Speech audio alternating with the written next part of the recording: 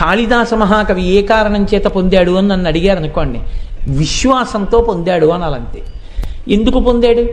గొర్రెలు కాసుకునేటటువంటి వాడు ఒక మహారాజు యొక్క కుమార్తెకి పతి అయ్యాడు.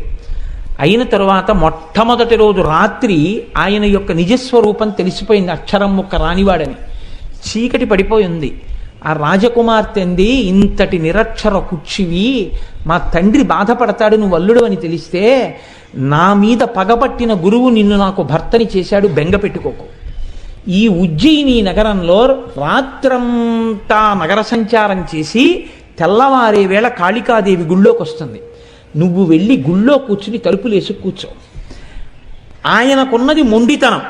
ఆ మొండితనాన్నే ఆస్తిగా ఆధారంగా చేసుకుని ఈశ్వరానుగ్రహం పొందగలిగినటువంటి శక్తిని ప్రచోదనం చేసింది ఆవిడ.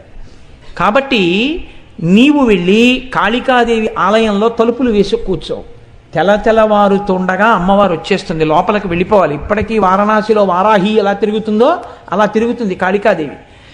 లోపలికి వెళ్ళడానికి ఆవిడ తలుపులు తెరుస్తుంది, నువ్వు బిడాయించి కూర్చో. ఎవడు రా లోపల తలుపులు తీ అంటుంది.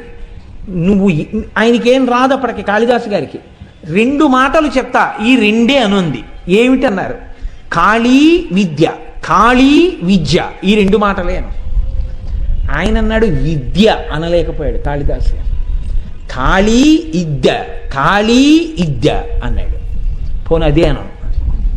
ఈ మొండితనం అమ్మవారి దగ్గర చూపించు. వెళ్ళిపోయి కాళికాదేవి గుళ్ళో కూర్చున్నాడు. వచ్చేసింది తల్లి తెల్లవారుతుండగా. తలుపు చప్పుడు చేసింది, తీయలేదు. తోసింది, తీయలేదు. ఎవడరా లోపల ఆ తలుపు తీయంది.